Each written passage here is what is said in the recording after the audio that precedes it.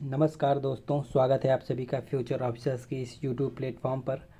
आज हम अपनी जीएस खंड में भारत की जनगणना 2011 के विस्तार पूर्वक देखेंगे। इसके आंकड़े, इससे संबंधित विभिन्न थ्योरी और इससे संबंधित अन्य तथ्य। तो आइए देखते हैं। जनगणना ये केंद्र सरकार, जनगणना जो है केंद्र संघ सूची का विषय है, जो कि केंद्र सरकार के अनुच्छेद 246 के अंतर्गत आता है। जनसंख्या के अंतर्गत क्या क्या शामिल किया जाता है जब जनगणना होती है, तो उसके अंतर्गत किन किन बिंदुओं को ध्यान रखा जाता है। तो जन की संख्या, उनकी आयु, लिंग, जाति, धर्म, भाषा, साक्षरता, जनसंख्या वृद्धि की प्रवृत्ति, व्यवसाय, घनत्व, ग्रामीण एवं नगरीय अनुपात इत्यादि। जनसंख्या के इतिहास देखते हैं कि आखिर जनगणना का जो ये प्रोसेस वर्तमान में अपनाया जा रहा है, ये कब से और कैसे शुरू हुआ। तो रोमन साम्राज्य में कैडेस्ट्रल सर्वे के रूप में पहला प्रमाण इसका मिलता है। जैसे अपने यहाँ जनगणना है, वैसे ही रोम में इसको कैडेस्ट्रल सर्वे के रूप में जाना जाता था। ऐसे ही कौटिल्य की अर्थशास्त्र में भी आर्थिक गतिविधियाँ हेतु जनसंख्या का आकलन एवं उसकी उपयोगिता को बताया गया है। ऐसी अकबर का इतिहासकार जो था अबुल फजल, उसने भी आईने अकबरी में इसका उल्लेख किया है, यानी कि जनगणना का उल्लेख किया है। ऐसी आधुनिक पद्धति में सर्वप्रथम 1749 में स्वीडन द्वारा जनगणना का करवाया गया था। ऐसी 10 की जनगणना 1890 में यूएसए में कराया गया था। ब्रिटिश भारत में पहली बार 1872 में लॉर्ड मेयो के काल में कराया गया। तो ये इम्पोर्टेंट है कि भारत में सर्वप्रथम जनगणना 1872 में लॉर्ड मेयो के काल में कराया गया था। फिर 1881 में लॉर्ड रिपन के समय प्रत्येक 10 वर्ष में के अंतराल में जनगणना कराने का निश्चय किया गया, अर्थात अब प्रत्येक 10 वर्ष में जनगणना कराई जाएगी। भारत में अब तक 15 जनगणना हो चुकी है। 2011 की जनगणना स्वतंत्र भारत की 7वीं जनगणना है और 21वीं शताब्दी की दूसरी जनगणना है। जनगणना यानी कि सेंसस एक्ट 1948 के तहत ये शामिल किया जाता है। भारत में जनगणना कराने का दायित्व जो है वो महापंजीयक और जनगणना आयुक्त को है, जो कि गृह मंत्रालय के अधीन एक पद है।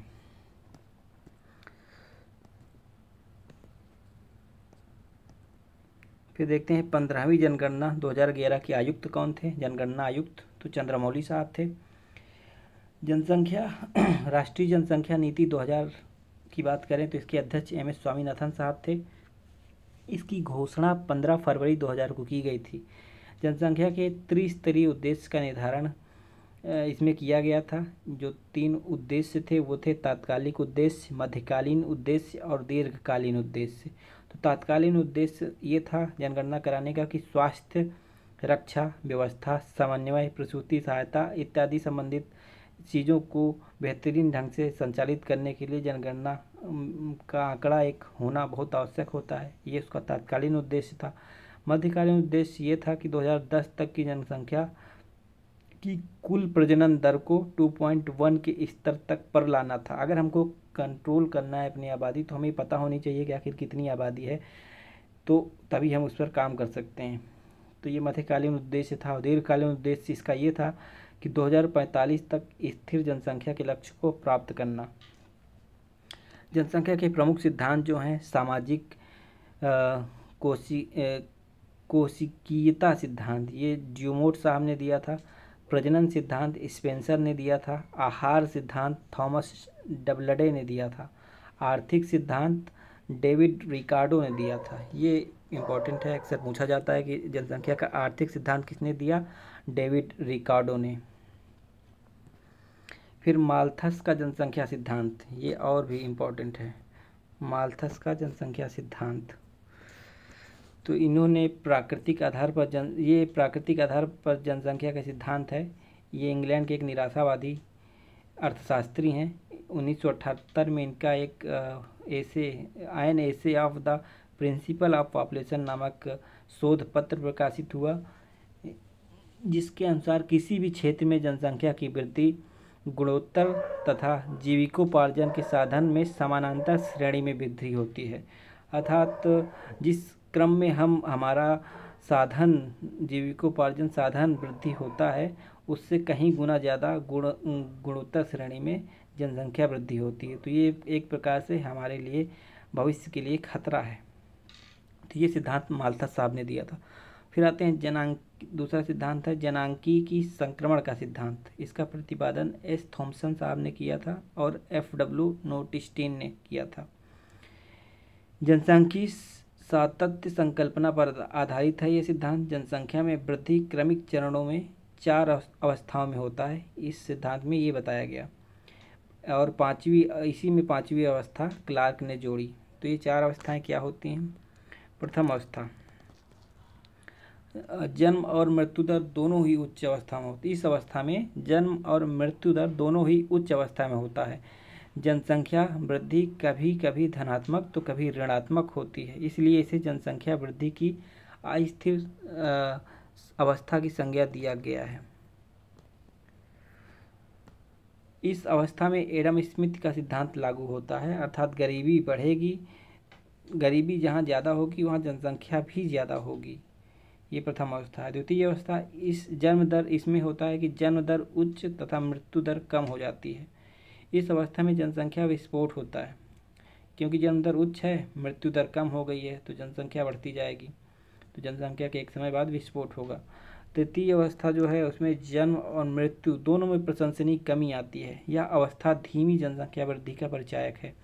भारत 1991 से इसी अवस्था में है, तृतीय अवस्था में। तो ये याद रखिए कि भारत तृतीय अवस्था में आता है।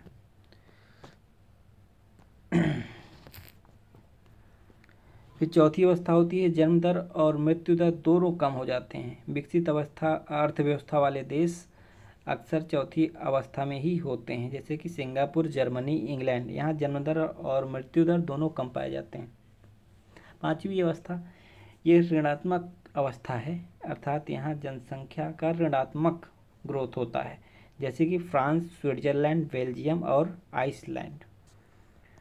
भारत में जनसंख्या का संक्रमण काल 1901 से 1921 की अवधि को कहा जाता है, क्योंकि इसमें धीमी वृद्धि हुई थी। 1921 से 1951 ये स्थिर दर से उत्तरोत्तर बढ़ती रही। इस कालावधि में जनसंख्या स्थिर दर से उत्तरोत्तर बढ़ती रही।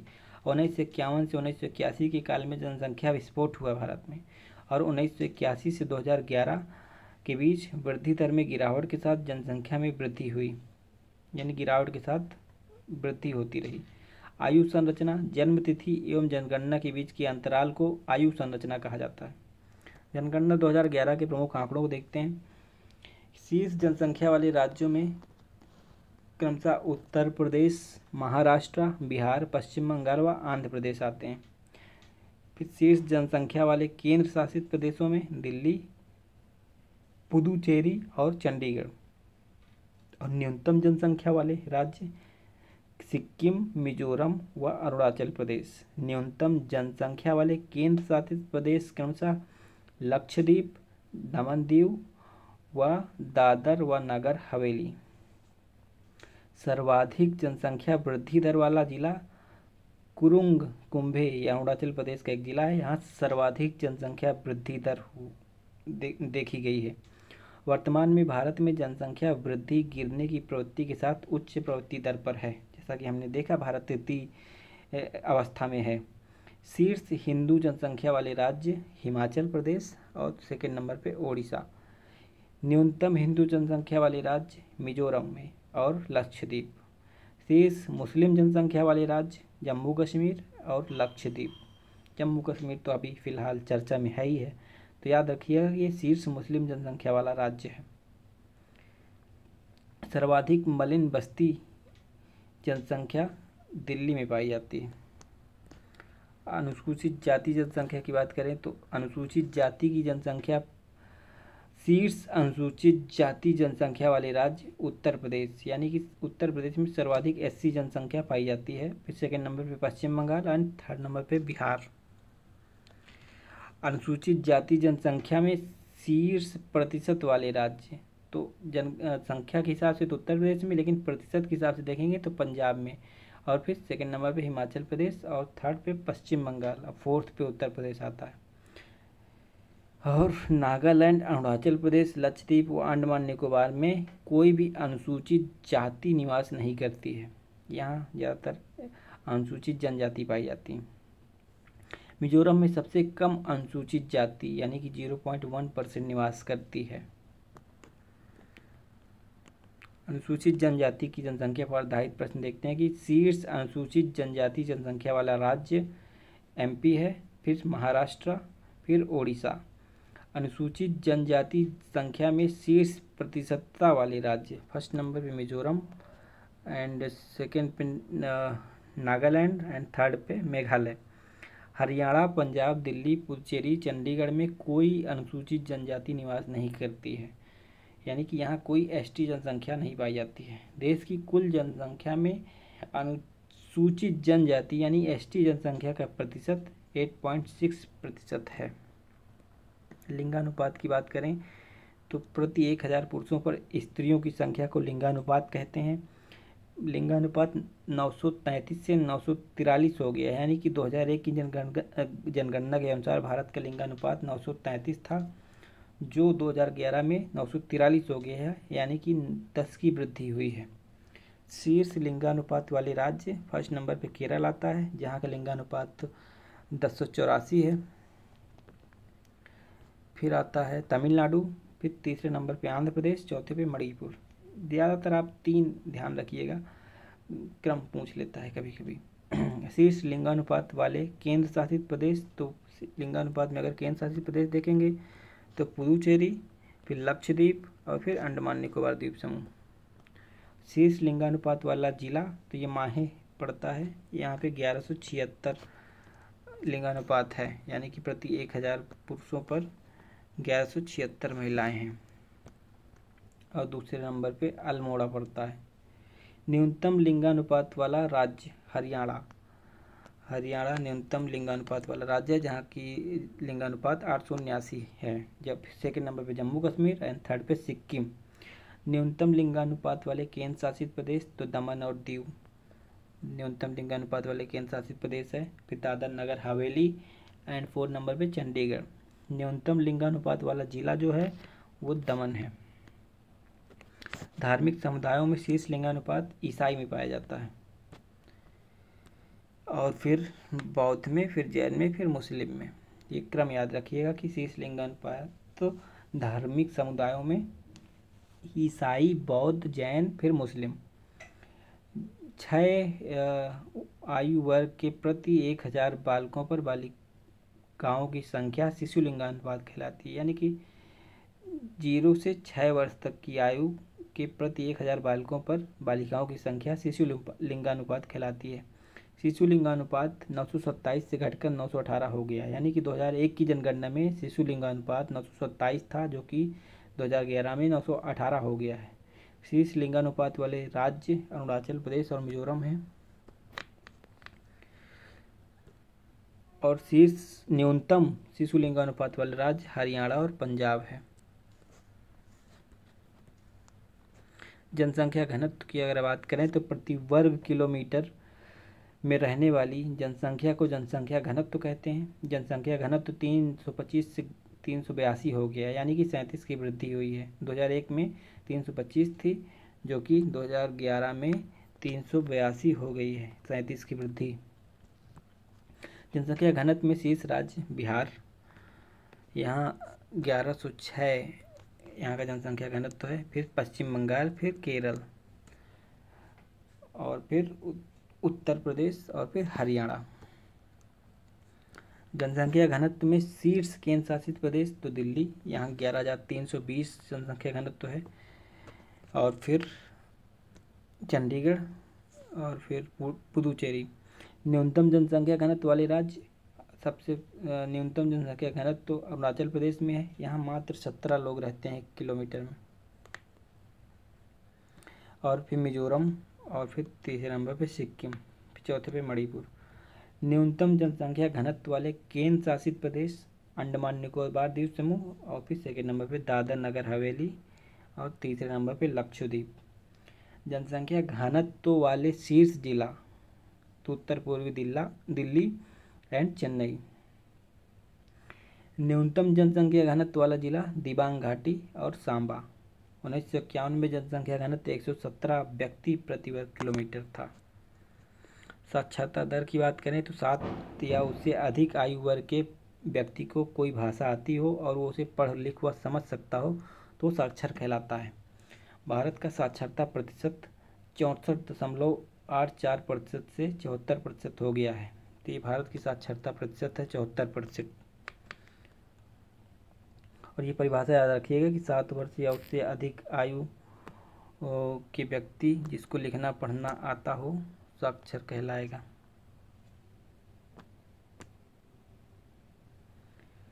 शीर्ष साक्षरता दर वाले राज्य केरल, मिजोरम, गोवा व त्रिपुरा। ऐसे शीर्ष साक्षरता दर वाले केंद्र शासित राज्य लक्षद्वीप, दमन दीव और अंडमान निकोबार द्वीप समूह। न्यूनतम साक्षरता वाले राज्य बिहार, अरुणाचल प्रदेश, राजस्थान और झारखंड। ऐसे न्यूनतम साक्षरता वाले केंद्र शासित प्रदेश दादर नगर हवेली, पुदुचेरी व चंडीगढ़। न्यूनतम साक्षरता वाला जिला अलीराजपुर, यह मध्य प्रदेश में पड़ता है। 1951 में भारत की साक्षरता दर 18.33% थी, जो कि 2011 में 74% हो चुकी है। शीर्ष स्त्री पुरुष साक्षरता में अंतर वाले राज्य राजस्थान। यहाँ शीर्ष स्त्री पुरुष साक्षरता में सबसे ज़्यादा अंतर पाया जाता है। फिर सेकेंड नंबर पे झारखंड। शीर्ष स्त्री पुरुष साक्षरता में अंतर वाला केंद्र शासित प्रदेश दादर नगर हवेली। न्यूनतम स्त्री पुरुष साक्षरता में अंतर वाला राज्य मेघालय है। भारत की जनसंख्या में स्त्री पुरुष साक्षरता में अंतर 16.68% है। सर्वाधिक ग्रामीण साक्षरता वाले राज्य केरल, यानी केरल के ग्रामीण इलाके ज़्यादा साक्षर हैं। फिर गोवा आता है सेकेंड नंबर पे। सर्वाधिक नगरीय साक्षरता वाला राज्य मिजोरम है। मिजोरम के नगर सबसे ज़्यादा साक्षर हैं। साक्षरता में सर्वाधिक वृद्धि बिहार में हुई है, क्योंकि वहाँ निरक्षरता ज़्यादा है, तो अगर थोड़ी भी वृद्धि होगी तो साक्षरता में सर्वाधिक वृद्धि मानी जाएगी। ऐसे ही नगरीकरण के आंकड़े देखते हैं। नगरीय जनसंख्या में शीर्ष प्रतिशतता वाले राज्य गोवा, मिजोरम, तमिलनाडु और केरल। यानी गोवा तो पूर्णतः नगर ही है, नगरीकरण वाला राज्य ही है। फिर सेकेंड नंबर पर मिजोरम आता है, थर्ड पे तमिलनाडु, फोर्थ पे केरल। भारत की कुल जनसंख्या में नगरों में रहने वाली जनसंख्या का प्रतिशत 31.21% है, जबकि ग्रामीण जनसंख्या का प्रतिशत 68.8% है। तो ये याद रखने वाला बिंदु है कि नगरों में 31.21% और ग्रामीण इलाकों में 68.8% आबादी निवास करती है। कुल नगरीय जनसंख्या में महानगरों में रहने वाली जनसंख्या का प्रतिशत 42.61% है, महानगर में रहती है। शीर्ष नगरीय जनसंख्या वाले राज्य महाराष्ट्र, फिर उत्तर प्रदेश, फिर तमिलनाडु, फिर पश्चिम बंगाल, फिर आंध्र प्रदेश। ये क्रम याद रखिएगा। शीर्ष नगरीय जनसंख्या वाले राज्य महाराष्ट्र, उत्तर प्रदेश, तमिलनाडु, पश्चिम बंगाल, फिर आंध्र प्रदेश। न्यूनतम नगरीय जनसंख्या वाले राज्य सिक्किम, अरुणाचल प्रदेश, नागालैंड। शीर्ष ग्रामीण जनसंख्या वाले राज्य तो अपना उत्तर प्रदेश। ग्रामीण जनसंख्या में शीर्ष प्रतिशतता वाले राज्य तो हिमाचल प्रदेश में 90% ग्रामीण जनसंख्या है। फिर सेकेंड नंबर पे बिहार आता है, थर्ड पे असम आता है। 10 लाख की जनसंख्या वाले नगरों की संख्या 53 है, यानी कि 53 ऐसे नगर हैं जहां 10 लाख से अधिक जनसंख्या पाई जाती है, जिनमें सर्वाधिक 7 नगर उत्तर प्रदेश व केरल के हैं। ओडिशा में कोई 10 लाखी नगर नहीं है।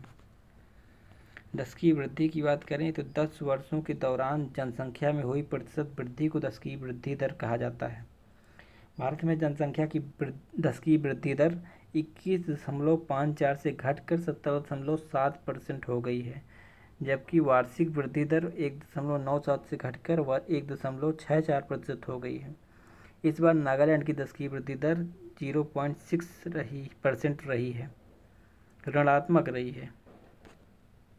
तो ये एकमात्र ऐसे राज्य है जहाँ की वृद्धि दर ऋणात्मक रही है, तो नागालैंड, ये बहुत ही इम्पोर्टेंट है। फिर शीर्ष 10 की वृद्धि वाले राज्य मेघालय, अरुणाचल प्रदेश, बिहार, वह जम्मू व कश्मीर, तो ये शीर्ष 10 की वृद्धि वाले राज्य हैं। शीर्ष 10 की वृद्धि वाले केंद्र शासित प्रदेश दादरा नगर हवेली, दमन दीव, पुदुचेरी। न्यूनतम 10 की वृद्धि वाले राज्य नागालैंड, केरल, गोवा। फिर न्यूनतम 10 की वृद्धि वाले केंद्र शासित प्रदेश लक्षद्वीप, अंडमान निकोबार द्वीप समूह व चंडीगढ़। 2001 से 2011 की दौरान 10 की वृद्धि दर न्यूनतम रही है। भारत की जनसंख्या में सर्वाधिक औसत वार्षिक घातीय वृद्धि दर 1961 से 71 के दौरान की गई थी। अन्य प्रमुख तथ्य देखते हैं कि शीर्ष जन्म दर वाले राज्य, यानी सबसे ज़्यादा जन्म कहाँ होता है, तो बिहार में, फिर उत्तर प्रदेश में एंड फिर मध्य प्रदेश में। न्यूनतम जन्म दर वाले राज्य गोवा, फिर त्रिपुरा। उच्चतम मृत्यु दर वाला राज्य ओडिशा। न्यूनतम मृत्यु दर वाला राज्य नागालैंड। प्रत्येक 1000 जीवित जन्मों में से अपने पहले जन्मदिन से पहले मरने वाले बच्चों की संख्या का अनुपात शिशु मृत्यु दर कहलाता है। उच्चतम शिशु मृत्यु दर वाला राज्य असम है। न्यूनतम शिशु मृत्यु दर वाला राज्य गोवा है।